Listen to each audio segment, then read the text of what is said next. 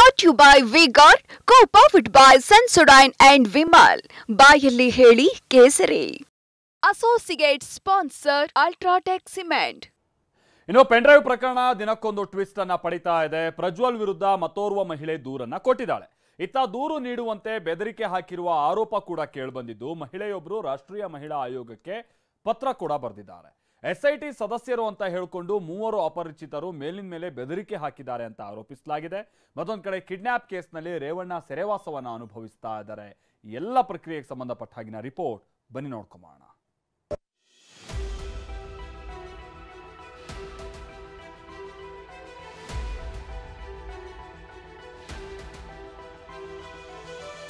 ಸಂಸದ ಪ್ರಜ್ವಲ್ ರೇವಣ್ಣ ವಿರುದ್ಧ ಮತ್ತೊಬ್ಬ ಮಹಿಳೆಯಿಂದ ಕೇಸ್.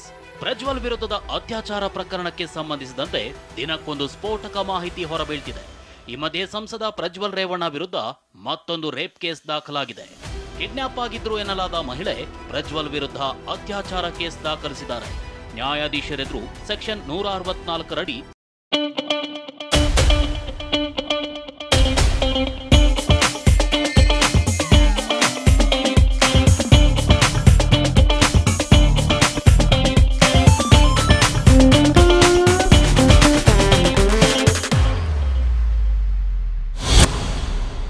ಸಂತ್ರಸ್ತೆ ಹೇಳಿಕೆ ದಾಖಲಿಸಿದ್ದಾರೆ. ತೋಟದ ಮನೆಯಲ್ಲಿ ಕೆಲಸ ಮಾಡುವಾಗ ಅತ್ಯಾಚಾರ ನಡೆಸಿದ ಆರೋಪ ಕೇಳಿಬಂದಿದೆ. ಈ ಸಂಬಂಧ ಗನ್ನಿಕಡ ತೋಟದ ಮನೆಯಲ್ಲಿ ಪೊಲೀಸರು ಸ್ಥಳ ಮಹಜರು ನಡೆಸಿದ್ದಾರೆ.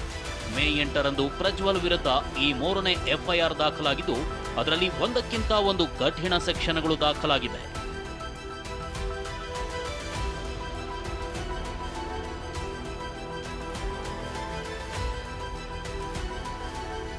(376(2)N) ಸೆಕ್ಷನ್ ಅಡಿಯಲ್ಲಿ ಮಹಿಳೆ ಮೇಲೆ ಪದೇ ಪದೇ ಅತ್ಯಾಚಾರ ಮಾಡಿರುವ ಆರೋಪ. IPC ಸೆಕ್ಷನ್ 354A ಪ್ರಕಾರ ಲೈಂಗಿಕ ಅನುಕೂಲಕ್ಕಾಗಿ ಬೇಡಿಕೆ. ಸೆಕ್ಷನ್ 354B ಅಡಿ ಬಟ್ಟೆ ಹಿಡಿದು ಎಳೆದಾಡಿದ ಆರೋಪ. ಸೆಕ್ಷನ್ 354C ಪ್ರಕಾರ ಖಾಸಗಿ ಚಿತ್ರಗಳ ಸೆರೆ ಹಿಡಿದು ವೀಕ್ಷಣೆ. 376(2)K ಅಡಿ ಮಹಿಳೆ ಮೇಲೆ ನಿಯಂತ್ರಣ ಸಾಧಿಸಿ ಅತ್ಯಾಚಾರ ನಡೆಸಿದ ಆರೋಪ. ಸೆಕ್ಷನ್ 506 ಅಡಿ ಬೆದರಿಕೆ ಹಾಕುವ ಕೇಸ್ ದಾಖಲಾಗಿದೆ. ಮತ್ತೊಂದೆಡೆ ಪ್ರಜ್ವಲ್ ವಿರುದ್ಧದ ಅತ್ಯಾಚಾರ ಪ್ರಕರಣದ ಬಗ್ಗೆ SIT ಅಧಿಕಾರಿಗಳು ಇಂಚಿಂಚು ಜಾಲಾಡ್ತಿದ್ದಾರೆ. ವಿಚಾರಣೆಗೆ ಹಾಜರಾಗುವಂತೆ ಮಾಜಿ ಡ್ರೈವರ್ ಕಾರ್ತಿಕ್, ದೇವರಾಜೇಗೌಡಗೆ ನೋಟಿಸ್ ನೀಡಲಾಗಿದೆ. 24 ಗಂಟೆಯೊಳಗೆ ಹಾಜರಾಗುವಂತೆ ಖಡಕ್ ಸೂಚನೆ ಕೊಡಲಾಗಿದೆ. ವಿಚಾರಣೆಯಲ್ಲಿ ಮತ್ತಷ್ಟು ಸತ್ಯಾಸತ್ಯತೆ ಬಯಲಾಗುವ ಸಾಧ್ಯತೆ ಇದೆ. SIT ಅಧಿಕಾರಿ ಹೆಸರಲ್ಲಿ 3ರಿಂದ ಬೆದರಿಕೆ ಕಾಲ್. ರಾಷ್ಟ್ರೀಯ ಮಹಿಳಾ ಆಯೋಗಕ್ಕೆ ಮಹಿಳೆಯಿಂದ ದೂರು. ಈ ಪ್ರಕರಣ ಸಂಬಂಧ ಮಹಿಳೆಯೊಬ್ಬರು ಗಂಭೀರ ಆರೋಪವನ್ನೇ ಮಾಡಿದ್ದಾರೆ. SIT ಅಧಿಕಾರಿ ಅಂತ ಹೇಳಿಕೊಂಡು ಪ್ರಜ್ವಲ್ ರೇವಣ್ಣ ವಿರುದ್ಧ ಕೇಸ್ ದಾಖಲಿಸುವಂತೆ ಬೆದರಿಕೆ ಹಾಕಿದ್ದಾರೆ ಅಂತ ಪತ್ರ ಬರೆದಿದ್ದಾರೆ. ವಿಷಯ ಏನಂದ್ರೆ, ಪ್ರಕರಣಕ್ಕೂ ಮಹಿಳೆಗೂ ಸಂಬಂಧ ಇಲ್ಲ ಎನ್ನಲಾಗ್ತಿದೆ. ಹೀಗಿದ್ರೂ ಮಹಿಳೆಯೊಬ್ಬರಿಗೆ ಬೆದರಿಕೆ ಕಾಲ್ ಬಂದಿದೆಯಂತೆ. 3 ಅಪರಿಚಿತರು ಸರ್ಕಾರ ನೇಮಿಸಿರೋ SIT ಅಧಿಕಾರಿಗಳು ಅಂತ ಹೇಳಿಕೊಂಡು ಮಹಿಳೆಗೆ ಬೆದರಿಕೆ ಹಾಕಿದ್ದಾರೆ. ಸಂಸದ ಪ್ರಜ್ವಲ್ ರೇವಣ್ಣ ವಿರುದ್ಧ ಕೇಸ್ ದಾಖಲಿಸೋಕೆ ಒತ್ತಡ ಹಾಕಿದ್ದಾರೆ. ಹೀಗಂತ ರಾಷ್ಟ್ರೀಯ ಮಹಿಳಾ ಆಯೋಗಕ್ಕೆ ಮಹಿಳೆ ಪತ್ರದ ಮೂಲಕ ದೂರು ಕೊಟ್ಟಿದ್ದಾರೆ. ಹಾಗಾದ್ರೆ ಆ ಪತ್ರದಲ್ಲಿ ಏನಿದೆ ಅನ್ನೋದನ್ನ ನೋಡೋದಾದ್ರೆ, ನಾನು ಕಳೆದ 4 ತಿಂಗಳಿಂದ ಬೆಂಗಳೂರಿನ ಜಯನಗರದಲ್ಲಿ ಮನೆಯಲ್ಲಿ ಸಹಾಯಕಿಯಾಗಿ ಕೆಲಸ ಮಾಡುತ್ತಿದ್ದೇನೆ. ಸಂಸದ ಪ್ರಜ್ವಲ್ ರೇವಣ್ಣ ವಿರುದ್ಧ ಆರೋಪದ ಬಗ್ಗೆ ನನಗೆ ವೈಯಕ್ತಿಕವಾಗಿ ತಿಳಿದಿಲ್ಲ.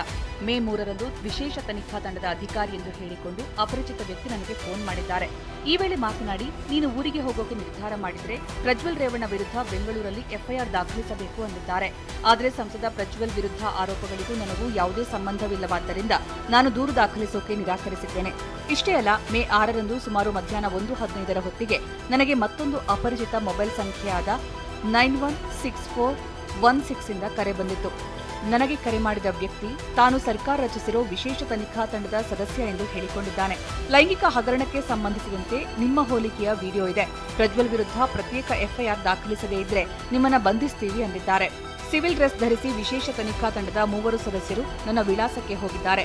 ಸಹಕರಿಸದಿದ್ದರೆ ನಮ್ಮ ಇಡೀ ಕುಟುಂಬವನ್ನೇ ಬಂಧಿಸಿ ಅನೇಕ ಸುಳ್ಳು ಪ್ರಕರಣಗಳಲ್ಲಿ ಸಿಲುಕಿಸಲಾಗುವುದು ಎಂದು ನನ್ನ ಪತಿಗೆ ಬೆದರಿಕೆ ಹಾಕಿದ್ದಾರೆ.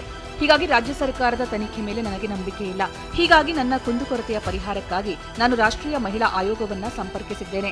ರಾಷ್ಟ್ರೀಯ ಮಹಿಳಾ ಆಯೋಗಕ್ಕೆ ಮಹಿಳೆ ದೂರು ನೀಡಿರೋ ಬಗ್ಗೆ ಗೃಹ ಸಚಿವ ಪರಮೇಶ್ವರ್ ಮಾತನಾಡಿ, ಎಸ್ಐಟಿ ಜೊತೆ ರಾಷ್ಟ್ರೀಯ ಮಹಿಳಾ ಆಯೋಗ ಮಾತನಾಡಿ ಎಸ್ಐಟಿ ಅಧಿಕಾರಿಗಳು ಕ್ರಮ ತೆಗೆದುಕೊಳ್ತಾರೆ ಎಂದಿದ್ದಾರೆ. ಯಾರು ಬೆದರಿಕೆ ಆಗ್ತಾ ಇದ್ದಾರೆ ಅವ್ರಿಗೆ ರಾಷ್ಟ್ರೀಯ ಮಹಿಳಾ ಆಯೋಗ SIT ಅವರಿಗೆ ಮಾತಾಡಲಿ, ಅವರಿಗೆ ಏನು ಬೆದರಿಕೆ ಬಂದಿದೆ ಅವರಿಗೆ ತಿಳಿಸ್ಲಿ, ಆಮೇಲೆ ಅವ್ರು ಏನು ಕ್ರಮ ತಗೋಬೇಕೋ ತಗೊಳ್ತಾರೆ.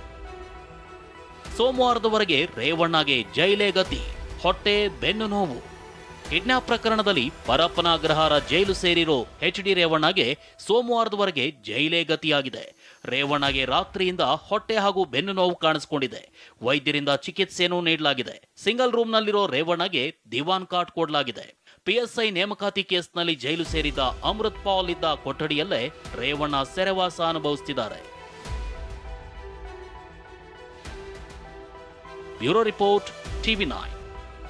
Brought to you by V-Guard, co-powered by Sensodyne and Vimal. ಬಾಯಲ್ಲಿ ಹೇಳಿ ಕೇಸರಿ. Associate sponsor, Ultratech Cement.